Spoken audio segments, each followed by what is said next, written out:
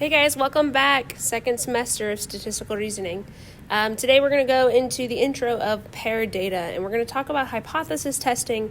But today I just want the main focus to be what is paired data, how can I pick out paired data versus unpaired data, what's the difference between them, and also we're going to go through a little bit of review of experimental vocabulary. So the big main thing is we're going to talk about this difference, this chart here. So it says unpaired data on the left, paired data on the right. So you actually have already learned unpaired data. So that's what we did during Unit 5 when we talked about the difference in means and the difference in medians. So for the difference in means and for difference in medians, we had two contexts that we were comparing. So whether that was like two quarterbacks, home and away. But the big thing is we didn't necessarily have the same sample size for both. So for example, maybe I had 16 games for at home and 18 games for away. So those two sample sizes were not the same.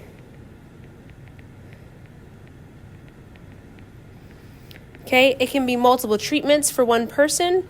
For the test statistic, we found the means first and then we subtracted the means. So it either had the difference in the means or you had the difference in the medians. So some examples we said was, does the Pittsburgh Steelers kicker have a greater ability to kick at home or in colder weather or in warmer weather? In warmer or colder weather.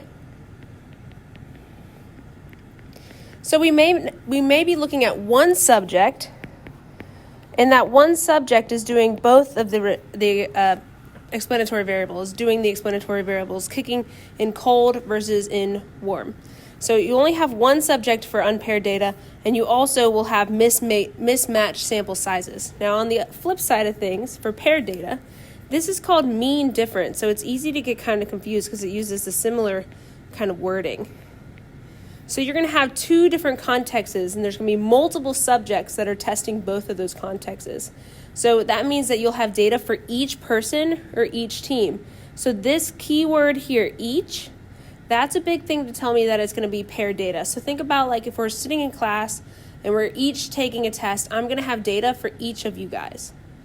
So one person is doing both of the treatments. So if I'm taking a paper test versus a computer test, each person will take the paper test, each person will take the computer test in a random order, and that's going to give us more results, and it's going to show you if there's actually a true difference between the type of tests. So for example, if we're talking about the Pittsburgh Steelers kicker having a greater ability to kick in warmer or colder weather, we are kind of trying to make this generalization that kickers, are they better in warm or cold weather? But if I just look at one kicker, then I'm going to be looking at just his results. I'm only going to know what he's capable of. But if I want to make the generalization of all kickers, I'm going to use paired data because that's going to eliminate those variables that like one kicker is really good, another kicker is really bad. It's going to eliminate kind of that variability, and it's going to really pinpoint what those response variables are for the explanatory variable. So that being said, you have the same number of values for both contexts. So it's going to be very matched. So each person is doing something. Each team has a result for home and away. For the test statistic, you find the difference first, and then you find the mean. We're not doing a difference in median or a median difference. It's only mean difference. So some examples: can you swim faster with a new polyurethane suit rather than a regular suit? So instead of just looking one person who might be the Michael Phelps of swimming, we're going to look at each swimmer and really try to pinpoint to see if the swimsuits have a difference in the swimming ability. So in experiments where subjects get both treatments, the data is paired because there are two values of the response variable for each subject. In the studies that are available about groups of athletes, data is paired when there are two observations. So this is considered an experiment where we're going to already get the data, or we're going to gather the data ourselves, and then we have an observational study where the data is already readily available. Think about if you can find data on the internet, that's going to be observational data. So why we want to use paired data versus unpaired data? You use paired data to eliminate type 2 error. And remember, to reduce the type 2 error, we increase the sample size. So if we're looking at multiple data from multiple sets of people, that is increasing the sample size and showing us that there is less variability in the differences between the people. Okay, so here's kind of like a little multiple choice question. I'm sorry it's so blurry. To see if the Ohio State Buckeyes football team played better offense at home than on the road, compare their points scored at 8 of their home games and 4 of their road games.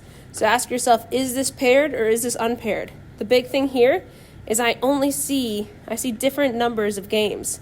So if I were to list the data, I'd have home, and then I'd have my points all the way down to I'd have 8 data points. But then I'd have my away, and I'd only have like 4 data points. So I'm not matching the data, and as a result, that's going to be unpaired because they're not the same number of home and road games. To see if lowering the pitching mound in 1969 reduced strikeouts compared to the number of strikeouts for each team in 1968 and 1969. So I'm going to have each individual team, and I'm going to pair that with 1968 to 1969. So I'm trying to see the difference between those 2 years, and I'm going to look at each team's variables or each team's data. So that's going to be paired data because there are 2 observations for each team. And I know it sounds annoying because I've said it a lot, but each is a very big deal here. If each person is getting both treatments, that's paired data. So do computer-generated math tests generate better results than paper copy tests? How would we do this with unpaired data? Unpaired data, I would look at, I'd look at first period. I would compare first period to fourth period test results.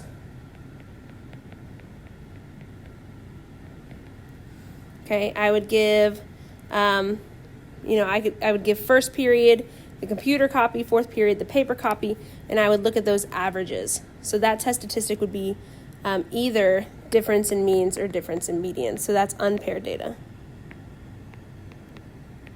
I'm a little rusty writing on this. Holiday break made me a little rusty. Describe one way to use paired data. So I'd have each student in first period take a paper test and an electronic test.